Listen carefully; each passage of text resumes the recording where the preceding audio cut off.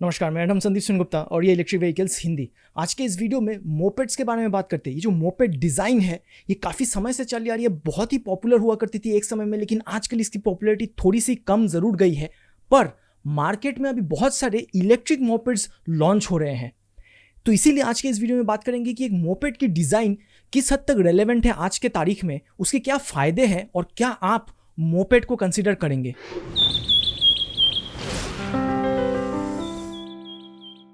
तो देखिए, मोपेड की जो बेसिक डिज़ाइन है वो तो अभी भी वैसी की वैसी है। बहुत ही लाइट वेट होती है, यूटिलिटेरियन होती है, यानी कि आपके पास जगह रहती है, आप बहुत सारे उसमें सामान भी लाद के आप लेके जा सकते हैं। उसकी जो डिज़ाइन रहती है बहुत ही सिंपल रहती है, जिसके चलते मेंटेनेंस बहुत कम रहती है। और पहले के मोपेड्स में तो पैडल्स भी हुआ करती थी कि आपकी अगर पेट्रोल खत्म हो जाए तो आप मोपेड को साइकिल की तरह पैडल करके अपने घर तक या फिर पेट्रोल पंप तक पहुंच सकते हैं। तो इस तरह से अगर देखा जाए तो एक मोपेड जो हो गई एक मोटरसाइकिल और एक स्कूटर दोनों के अच्छे गुण को लेके अपने अंदर डालने की कोशिश करती है।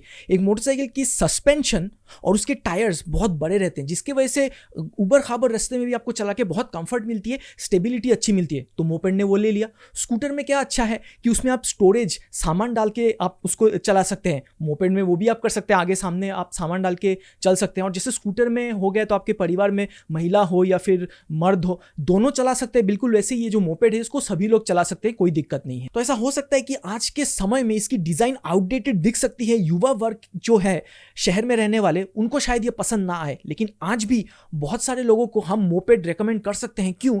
उनके लिए ये सही है जिनको पहला कंफर्ट सबसे ज़्यादा प्यारा है, बड़े पहिए हैं, शॉक एब्जॉर्बर्स अच्छे हैं, कंफर्ट आपको मिल रही है।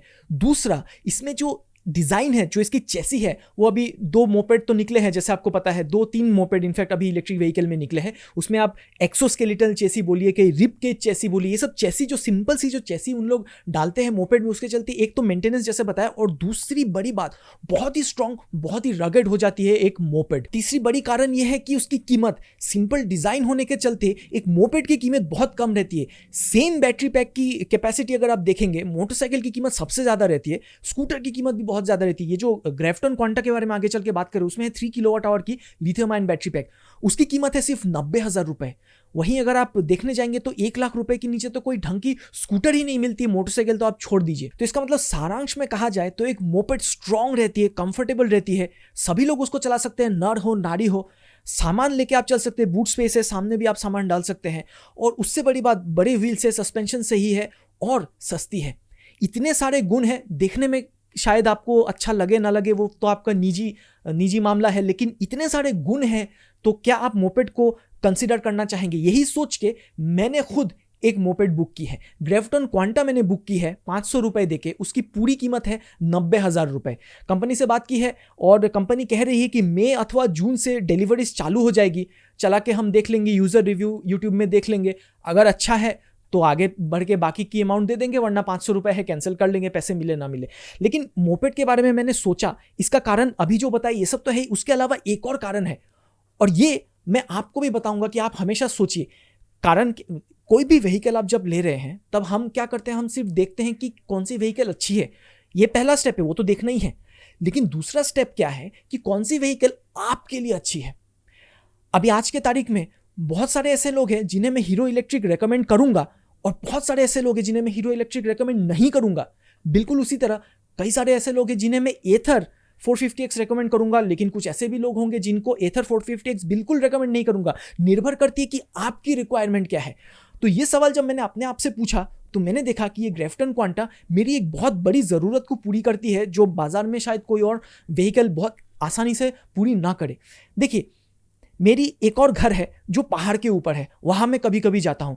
पहाड़ के ऊपर है और रास्ता जो है वो सही नहीं है, वो मिट्टी का रास्ता है, उसको अभी तक वो पिच करके सही रास्ता नहीं बनाया गया है।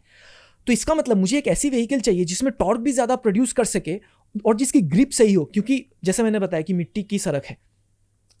तो अभी हाल ही में एक वीडियो बना के आपको बताया था कि कुछ दिन पहले ग्रेफ्टन क्वांटा ने खारडुंगला पास क्लाइम किया था।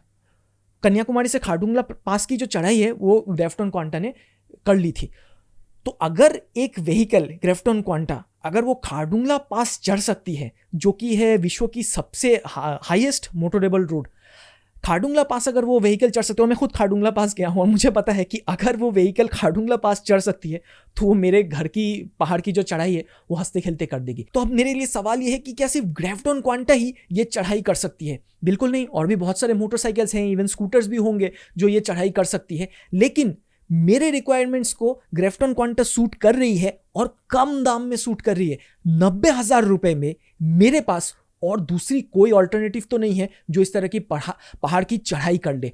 ये कारण था मेरा ग्रेविटॉन क्वांटा को बुक करने का। ऑब्वियसली मैं आगे चल के इसको टेस्ट ड्राइव लूंगा और जब व्हीकल मार्केट में आ जाएगी तब लोगों के एक्सपीरियंस भी देखूंगा, उसके बाद मैं इसको फाइनलाइज करूंगा नहीं करूंगा। लेकिन बात यह है कि मैंने मोपेड को कंसीडर किया। अब ये तो था मेरा व्यक्तिगत कारण। आप क्या सोचते हैं मोपेड के डिजाइन के बारे में? अपने सुझाव, अपने विचार कमेंट सेक्शन में जरूर बताइए और हमारे इस चैनल को सब्सक्राइब करके रखिए तो दोबारा मुलाकात होगी। संकल्प करें, विद्युत चुने।